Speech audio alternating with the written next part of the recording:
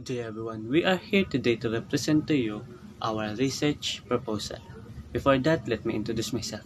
I am Charles Daniel Casinas, and our research proposal title is The Impact of Unstable Connection to the Academic Performance of Grade 11 Student of Diwalong Academy School Year 2020 to 2021. As all we know, internet connection is now important nowadays, especially for work and study. Unstable connection can affect especially the academic performance of the student. The use of internet will be factor that will affect the academic performance of a student.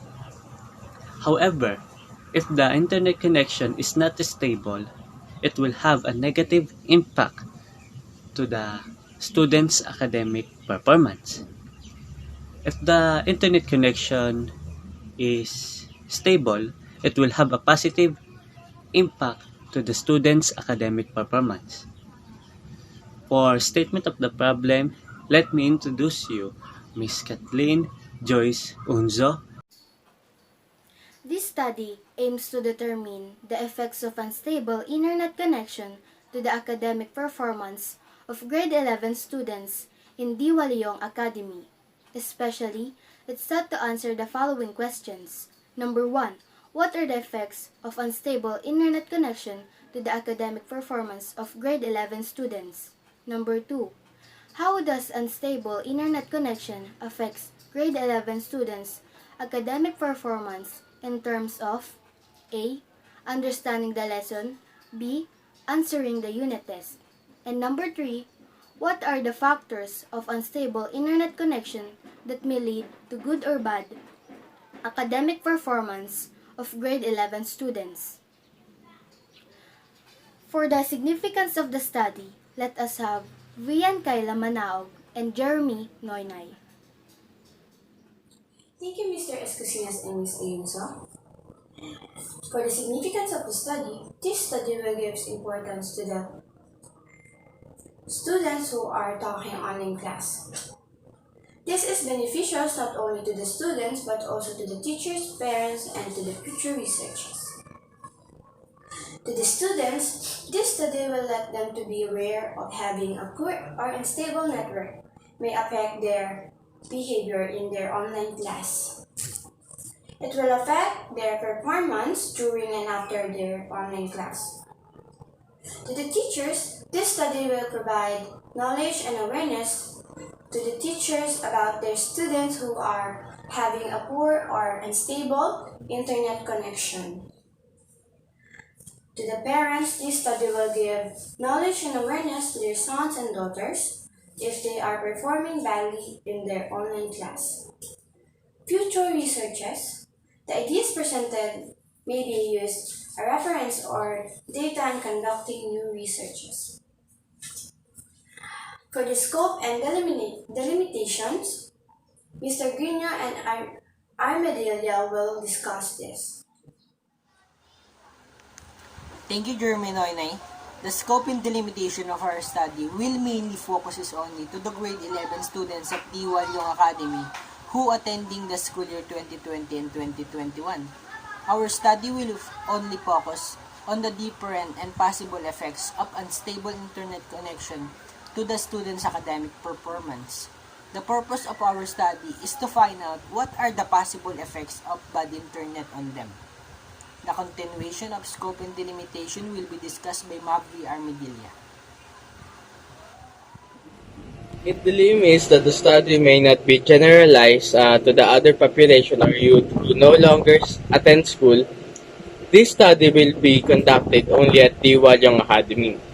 Focusing on the grade 11 students, this study will also be conducted with limited amount of financial resources and time framework.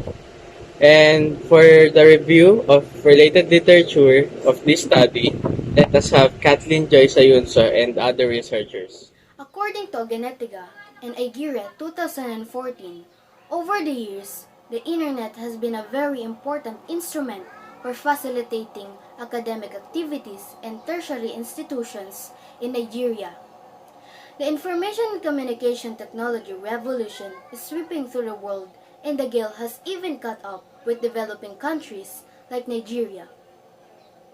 Internet can broadly be defined as worldwide network of computers communicating via an agreed upon protocol. Rules for exchange of information. It provides access to the most diversified source of information hosted by individuals and various organizations worldwide on a vast network of servers. And various studies have found that internet use can have positive benefits on educational achievement. One puzzling question is the effective impact of internet use on student performance. Agatepe conducted a research at University of Maiduguri, Nigeria on students' academic performance and internet usage.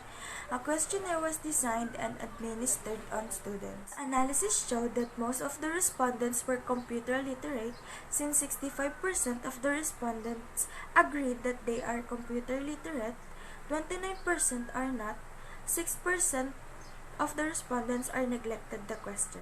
The investigation also shows that 79% of the respondents accepted that their academic performance actually improved by using the internet, as 13% thought otherwise. 8% made no response to that question. When respondents were asked on how internet services have helped their academic pursuit, the study shows that 8% believed that their GPA has improved remarkably as a result of the use of internet. 6% of the respondents agreed that their GPA has been declining. 28% responded that it aids them in preparing better for CA and semester examinations, while 22% were indifferent about the options and therefore did not respond. Majority of the respondents, constituting 36%, refused to respond to the question.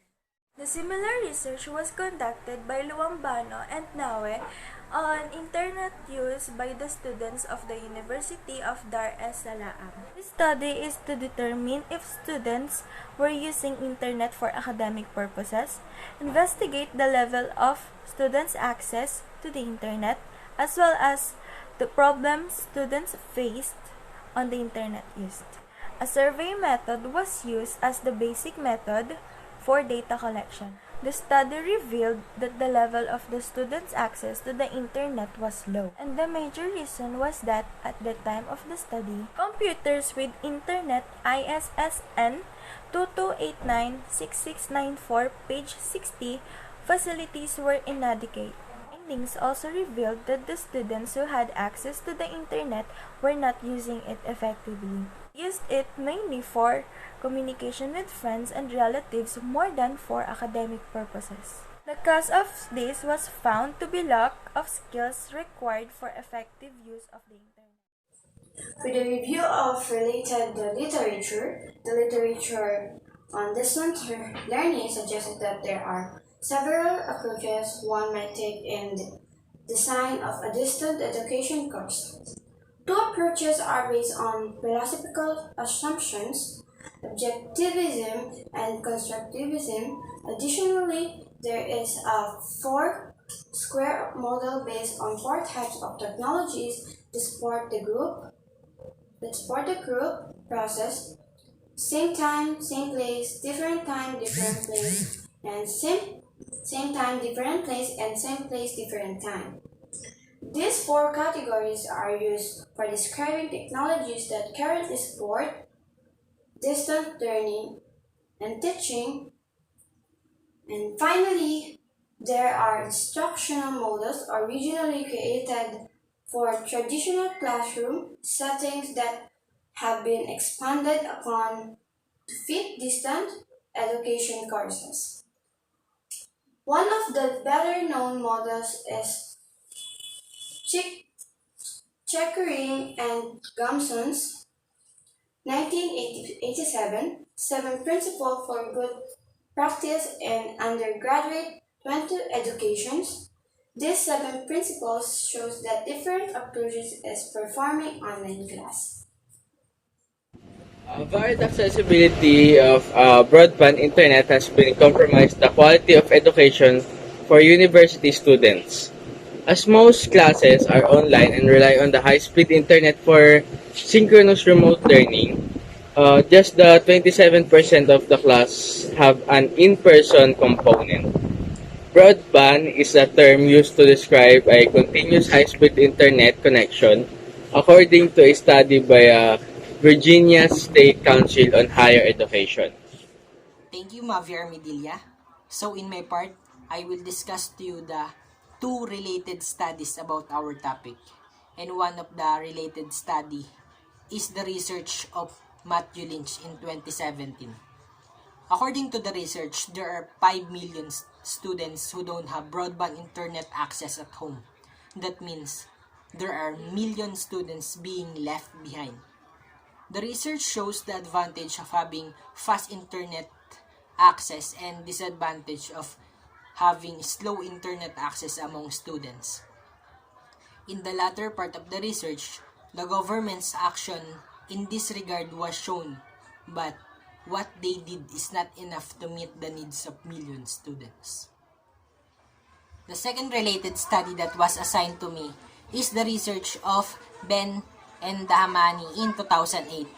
According to the research, the relationship between the ICT uses and students' performance in higher education is failed to provide a clear consensus on the effect of ICT investment on students' achievement.